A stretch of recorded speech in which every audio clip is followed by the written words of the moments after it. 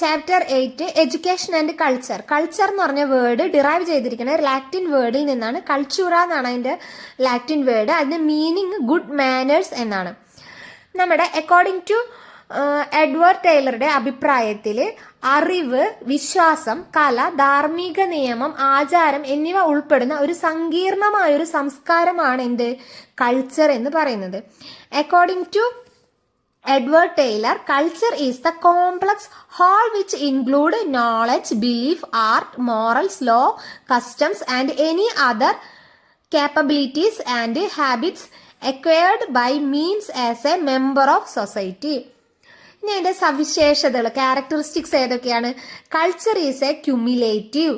Culture എന്താണ്? സംസ്കാരം കാലക്രമേണ വളരുകയും പുതിയ അറിവുകൾ മുൻപുള്ളവയോട് ചേർക്കപ്പെടുകയും ചെയ്യും, അല്ലെ? Culture is A cumulative. നമ്മുടെ സംസ്കാരങ്ങൾ കാലക്രമേണ വളർന്നിട്ടുണ്ട്, നമുക്കറിയാം. പഴയ അറിവുകളും പുതിയ അറിവുകളും കൂടി ചേർന്നിട്ടാണ് ഇന്നുള്ളത്, അല്ലെ? പഴയ അറിവുകളിൽ ചില മാറ്റങ്ങളൊക്കെ വരുത്തിയിട്ടില്ലേ, പിന്നെ പുതിയ അറിവുകളോട് ചേർന്ന് പുതിയതായി മാറിയിട്ടില്ലേ? ഒന്ന് ഓർത്ത് നോക്കിയ പല കാര്യങ്ങളും, അല്ലെ? അപ്പൊ കൾച്ചർ എന്ന് പറഞ്ഞാൽ എന്താണ്? ക്യുമുലേറ്റീവ് ആണ്, അല്ലെ? അങ്ങനെ ക്യുമുലേറ്റ് ചെയ്യുന്നതാണ് എന്ത് കൾച്ചർ എന്ന് പറയുന്നത്. പിന്നെയോ കൺസർവേറ്റീവ് ആൻഡ് ട്രാൻസിസ്റ്റീവ്. ഇത് സംരക്ഷിക്കപ്പെടുകയും അടുത്ത തലമുറയിലേക്ക് കൈമാറ്റപ്പെടുകയും ചെയ്യുന്നു. നമ്മളുടെ സംസ്കാരം, അല്ലെ, നമ്മുടെ പൂർവികരിൽ നിന്ന് നമുക്ക് കൈമാറ്റം ചെയ്ത് കിട്ടിയിട്ടുള്ള, അല്ലെ? പിന്നെ അത് മാത്രമല്ല, പല സംസ്കാരങ്ങളും നമ്മൾ ഇന്നും എന്ത് ചെയ്യുന്നുണ്ട്? സംരക്ഷിക്കപ്പെടുന്നുണ്ട്, അല്ലെ? അപ്പൊ അത് സംരക്ഷിക്കപ്പെടുകയും പിന്നെ എന്ത് ചെയ്യുന്നുണ്ട്? അടുത്ത തലമുറയിലേക്ക് കൈമാറ്റം ചെയ്യപ്പെടുകയും ചെയ്യുന്നുണ്ട്. Culture is diffusive. Culture is diffusive എന്ന് പറഞ്ഞാൽ ഒരു ഗ്രൂപ്പിൽ നിന്ന് മറ്റൊരു ഗ്രൂപ്പിലേക്ക് സംസ്കാരം വ്യാപിക്കുന്നു. ഇപ്പൊ നമ്മൾ മറ്റുള്ള ഗ്രൂപ്പുകളുടെ, മറ്റുള്ള ആളുകളുടെ സംസ്കാരം നമ്മൾ കോപ്പി ചെയ്തെടുക്കുന്നില്ലേ? നല്ല നല്ല കാര്യങ്ങളൊക്കെ നമ്മൾ കോപ്പി ചെയ്തെടുക്കുന്നില്ലേ? അതിനെയാണ് കൾച്ചർ ഈസ് ഡിഫ്യൂസീവ്. ഇത് 1 മാർക്കിന് ഒരു പ്രാവശ്യം ചോദിച്ചിട്ടുണ്ട് കേട്ടോ.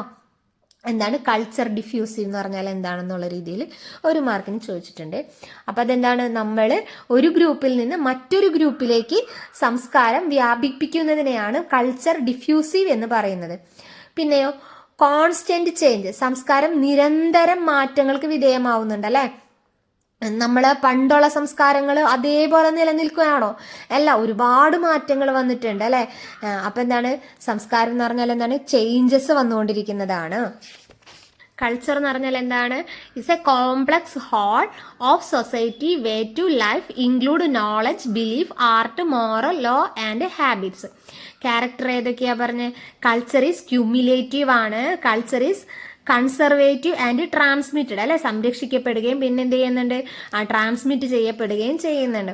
Culture is diffusive. Culture diffuse എന്ന് പറഞ്ഞാൽ നമ്മൾ എന്ത് ചെയ്യുക? മറ്റുള്ള ഒരു കൾച്ചറെ അക്സെപ്റ്റ് ചെയ്യുക. Diffuse means acceptance of cultural pattern from other group. മറ്റുള്ള ഗ്രൂപ്പുകളുടെ എന്ത് ചെയ്യുക? കൾച്ചർ നമ്മൾ ആക്സെപ്റ്റ് ചെയ്യുക. അതാണ് കൾച്ചർ ഡിഫ്യൂസീവ് എന്ന് പറയാം. 1 മാർക്കിന് കഴിഞ്ഞ മുൻ വർഷങ്ങളിൽ ചോദിച്ചിട്ടുള്ള ഒരു ചോദ്യം കേട്ടോ.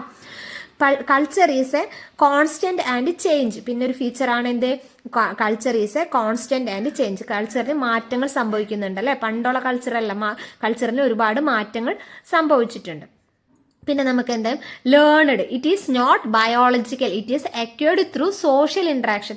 നമ്മൾക്ക് ജന്മനാലാണ് ഒരു കൾച്ചർ കിട്ടുന്നത് അല്ല, നമ്മൾ സോഷ്യൽ ഇന്ററാക്ഷനിൽ കൂടെ മറ്റുള്ളവരായിട്ട്, നമ്മുടെ ഗ്രൂപ്പുമായിട്ട് നമ്മൾ ഇടപഴകുമ്പോൾ ആ ഗ്രൂപ്പിൻ്റെതായ ഒരുപാട് കൾച്ചർ, സംസ്കാരങ്ങൾ നമുക്ക് ലഭിക്കുന്നുണ്ട്, അല്ലെ?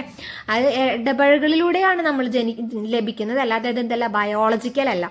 Shared. It is a group product, not individual property. ഇതെന്താണ്? ഒരു ഗ്രൂപ്പിന്റെയാണ്, ഒരു വ്യക്തിയുടേതല്ല. ഇത് ഷെയർ ചെയ്യപ്പെടുന്നതാണ്. ഷെയർഡ്. പിന്നെ നമ്മൾ പറഞ്ഞു ട്രാൻസ്മിറ്റഡ് ആണ്. It passed from 1 generation to the next generation. പിന്നെ എന്താണിത്?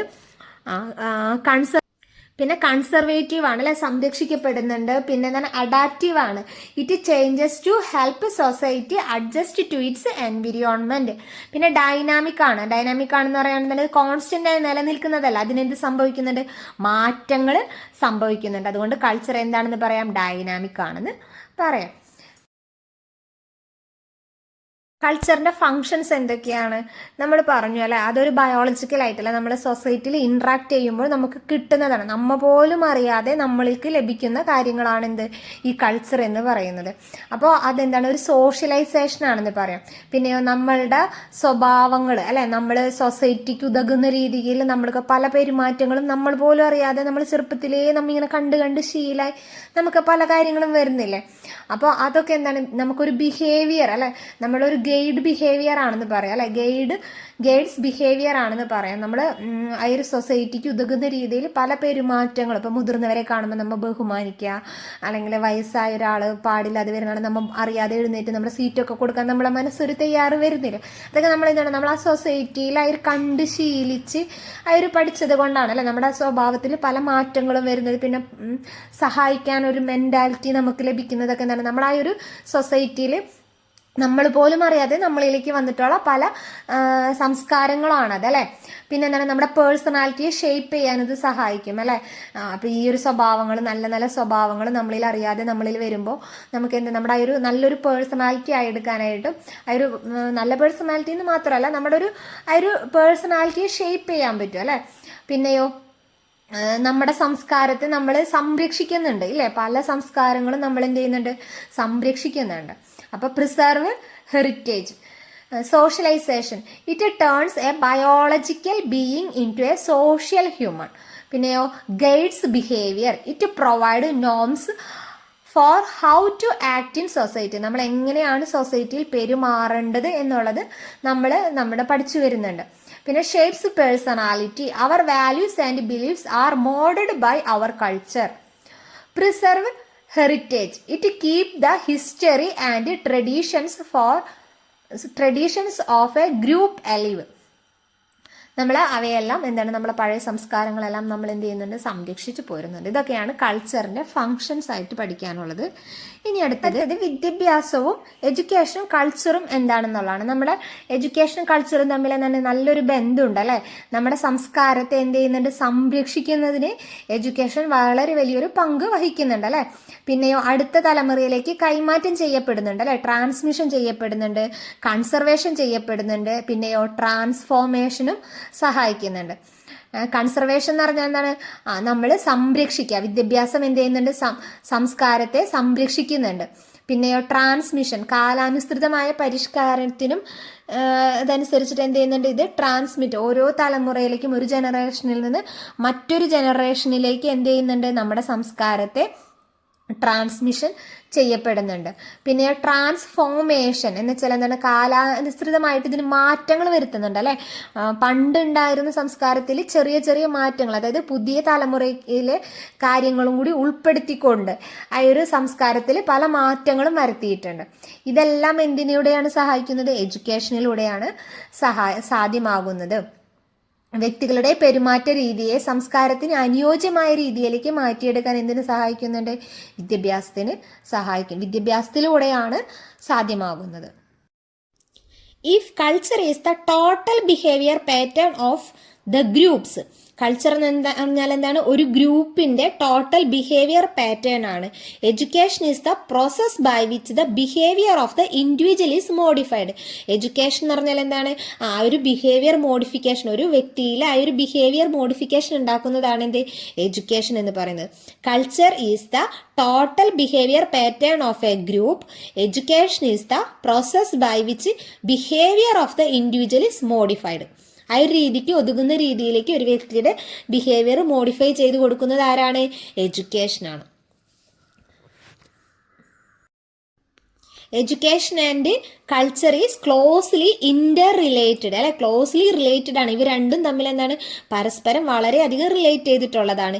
Education has 3 fold function. ഏതൊക്കെയാ ഫംഗ്ഷൻ അതിന്റെ? 1 ഈസ് കൺസർവേഷൻ. എഡ്യൂക്കേഷന്റെ ഏറ്റവും പ്രധാനപ്പെട്ട ഒരു ഫംഗ്ഷൻ ആണ് എന്താണ്, കൺസർവേഷൻ അല്ലെങ്കിൽ പ്രിസർവേഷൻ ഓഫ് കൾച്ചർ. നമ്മളുടെ education help preserve society's culture. കൾച്ചറിനെ, നമ്മുടെ സൊസൈറ്റിയിലെ കൾച്ചറിനെ സംരക്ഷിക്കുക എഡ്യൂക്കേഷന്റെ ഏറ്റവും പ്രധാനപ്പെട്ട ഒരു ധർമ്മമാണത്. പിന്നെയോ ട്രാൻസ്മിഷൻ ഓഫ് കൾച്ചർ. ട്രാൻസ്മിഷൻ എന്ന് പറഞ്ഞാൽ school passes culture from older generation to younger one. അത് ഒരു ജനറേഷനിൽ നിന്ന് മറ്റൊരു ജനറേഷനിലേക്ക് നമ്മുടെ സംസ്കാരത്തെ ട്രാൻസ്ഫർ ചെയ്ത് കൊടുക്കാൻ ആര് സഹായിക്കുന്നുണ്ട്? എഡ്യൂക്കേഷൻ സഹായിക്കുന്നുണ്ട്. ഒരു കുട്ടി അതിൻ്റെ മദർ ടങ് എവിടെ നിന്നാണ് പഠിക്കുക? അതിൻ്റെ വീട്ടിൽ നിന്നാണ് അല്ലേ.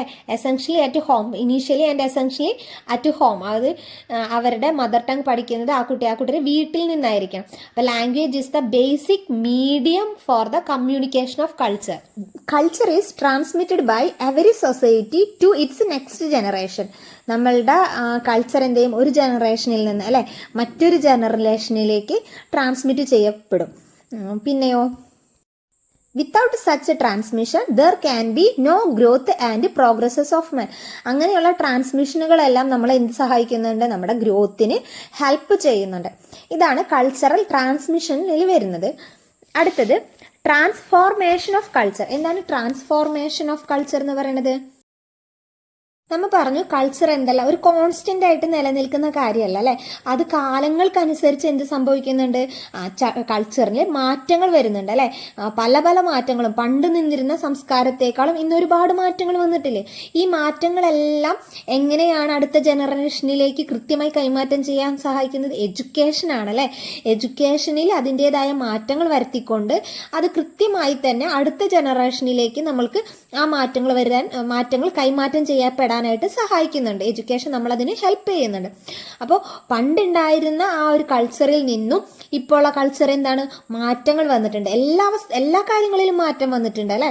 പണ്ടുള്ള പോലെയാണ് എല്ലാ കാര്യങ്ങളും അല്ല. അപ്പോൾ കൾച്ചറിനും അതുപോലെ തന്നെ എന്തിനും വന്നിട്ടുണ്ട്? കൾച്ചറിലും മാറ്റങ്ങൾ വന്നിട്ടുണ്ട്. Transmission of culture is only a function of education and not its goal. എഡ്യൂക്കേഷൻ്റെ ഗോളല്ല ട്രാൻസ്മിഷൻ എന്ന് പറയുന്നത്, കൾച്ചറിൻ്റെ ട്രാൻസ്മിഷൻ എന്ന് പറയുന്നത്. പക്ഷെ അതിൻ്റെ എന്താണ്? ഒരു പാർട്ടായിട്ടാണ് അല്ലേ. The purpose of education is grow of culture. പക്ഷെ അതിൻ്റെ എന്താണ്? പർപ്പസ് ആയിട്ട്. അതിൻ്റെ ഗോളല്ല കൾച്ചർ ട്രാൻസ്മിഷൻ, പക്ഷെ അതിൻ്റെ എന്താണ്? പർപ്പസ് ആണ്. പിന്നെ നമ്മൾ continuity. It ensures that the culture does not die out. Enculturation എന്ന് പറഞ്ഞു കഴിഞ്ഞാൽ ഒരു വ്യക്തി ഒരാൾ ജന്മനാൽ അല്ലെ ജനിച്ച ഒരു സ്ഥലത്തെ കൾച്ചർ എന്ത് ചെയ്യും?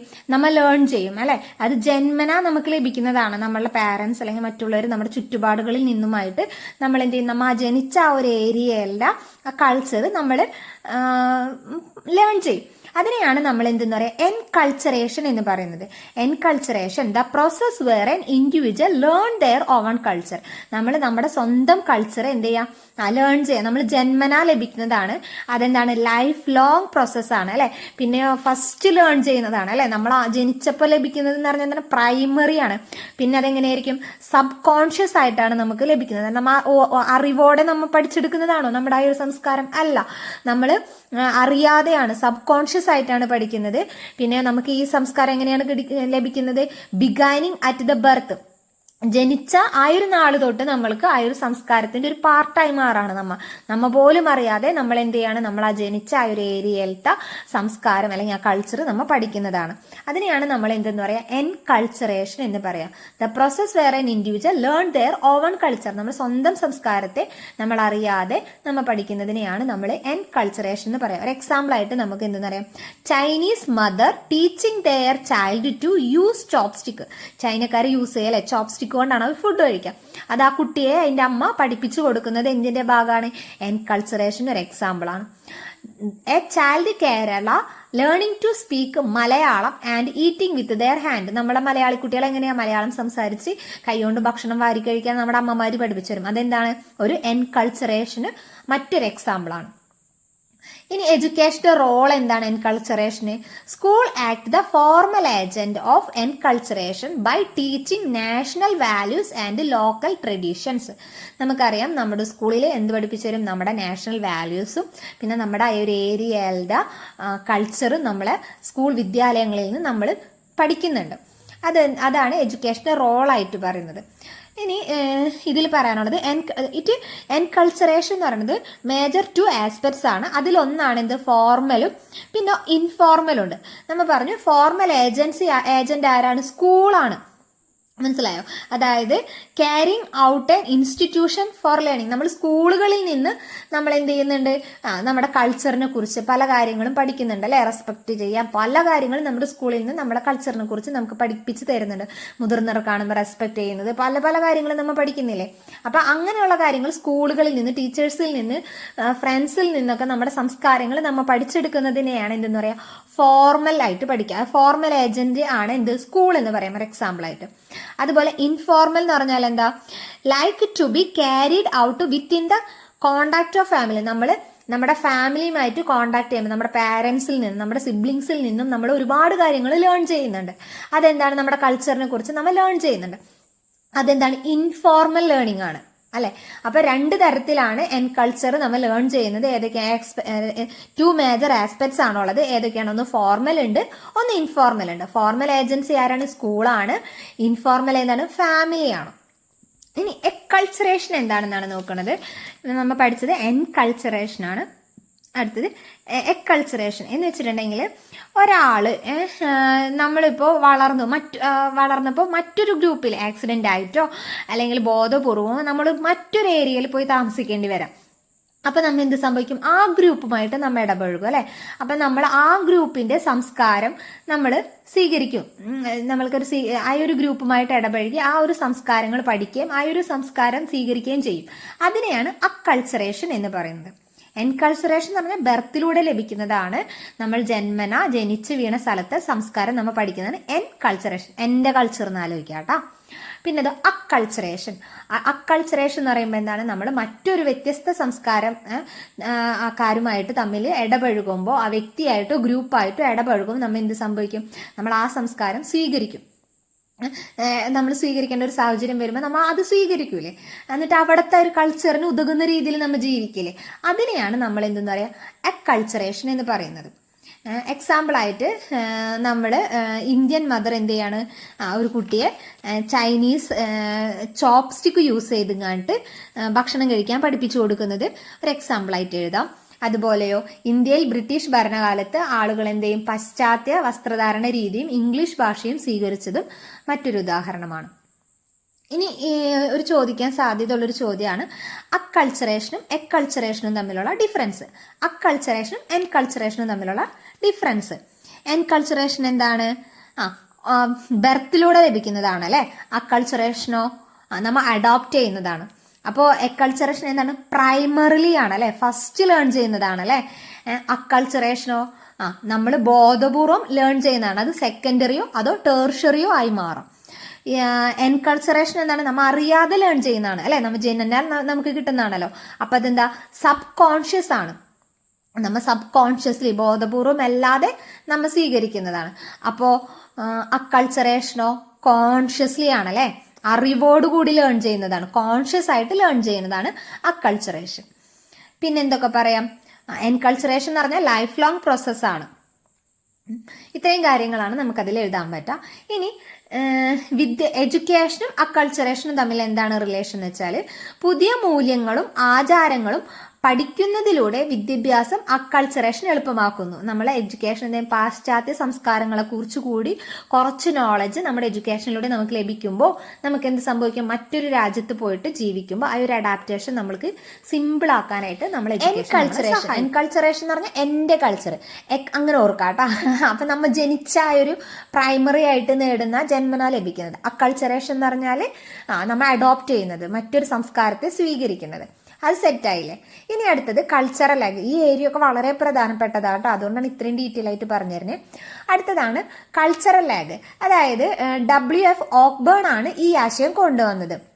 നമ്മുടെ സാങ്കേതിക വിദ്യകളൊക്കെ എന്ത് ചെയ്യും, പെട്ടെന്നാണ് അല്ലെ മാറ്റങ്ങൾ വരുന്നത്. സാങ്കേതിക വിദ്യകളിലൊക്കെ വേഗത്തിലാണ് മാറ്റം വരാം. എന്നാലോ നമ്മുടെ ആചാരങ്ങൾ, സംസ്കാരങ്ങൾ, വിശ്വാസങ്ങൾ അതോടൊപ്പം പെട്ടെന്ന് ഒരു മാറ്റം സ്വാഭാവികമാകോ?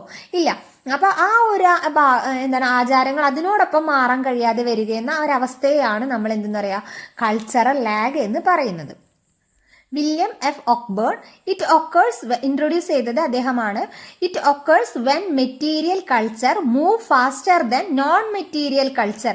മെറ്റീരിയൽ കൾച്ചറിന് എന്ത് ചെയ്യാൻ പറ്റില്ല, നോൺ മെറ്റീരിയൽ കൾച്ചർ അത്രയും സ്പീഡിൽ മാറാൻ പറ്റുന്നില്ല. മെറ്റീരിയൽ കൾച്ചറിന് പെട്ടെന്ന് മാറ്റങ്ങൾ ഉണ്ടാവും, ടെക്നോളജിക്കൊക്കെ പെട്ടെന്ന് മാറ്റങ്ങൾ ഉണ്ടാവും. പക്ഷെ നോൺ മെറ്റീരിയൽ കൾച്ചർ ഏതൊക്കെയാണ്, വാല്യൂസ്, ബിലീവ്സ് ഒക്കെ കേട്ടോ. അതിനെന്ത് സംഭവിക്കില്ല, പെട്ടെന്ന് മാറ്റം സംഭവിക്കില്ല. ഇങ്ങനെയൊക്കെ കുഞ്ഞു കുഞ്ഞു ക്വസ്റ്റ്യൻസ് വൺ വേർഡ് ആയിട്ട് ചോദിക്കട്ടെ. എന്താണ് നോൺ മെറ്റീരിയൽ, എന്താണ് മെറ്റീരിയൽ, ഇതൊക്കെ പഠിക്കണം കേട്ടോ. പിന്നെ നമുക്ക് വേറെ കുറച്ച് പോയിന്റ്സ് എഴുതാം.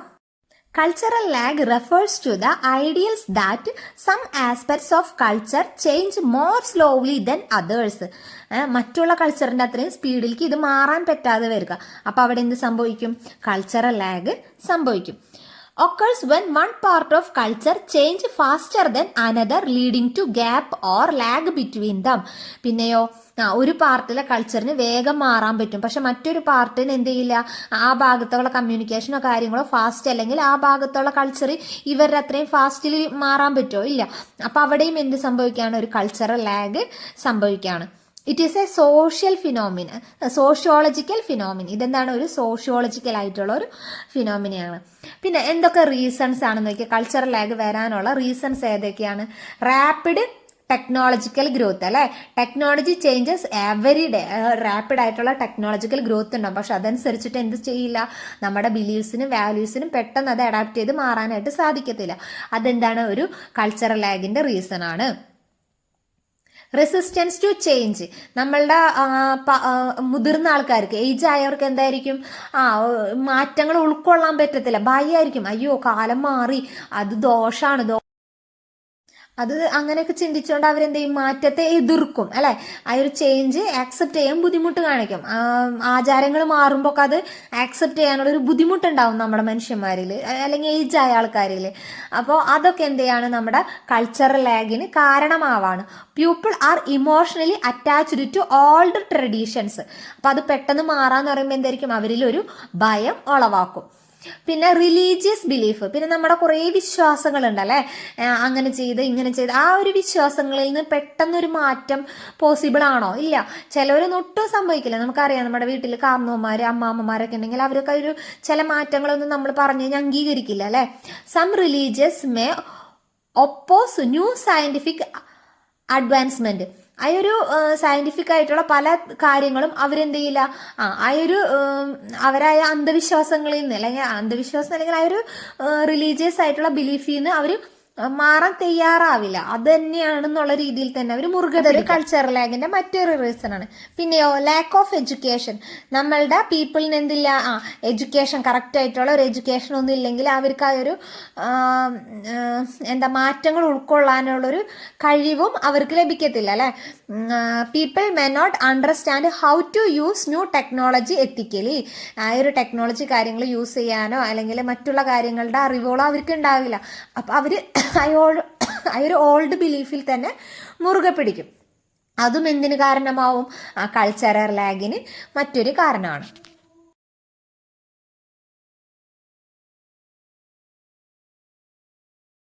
Cultural reproduction. എന്താണ് കൾച്ചറൽ റീപ്രൊഡക്ഷൻ എന്ന് പറഞ്ഞു കഴിഞ്ഞാൽ പിയർ ബോർഡ്യൂ ആണ് ഈ സിദ്ധാന്തം അവതരിപ്പിച്ചത്. നമ്മുടെ സമൂഹത്തിൽ നിലനിൽക്കുന്ന അധികാര ബന്ധങ്ങളും അസമത്വങ്ങളും വിദ്യാഭ്യാസത്തിലൂടെ എന്ത് ചെയ്യുന്നുണ്ട്, അടുത്ത തലമുറയിലേക്ക് കൈമാറ്റം ചെയ്യപ്പെടുന്നുണ്ട്, അല്ലെ.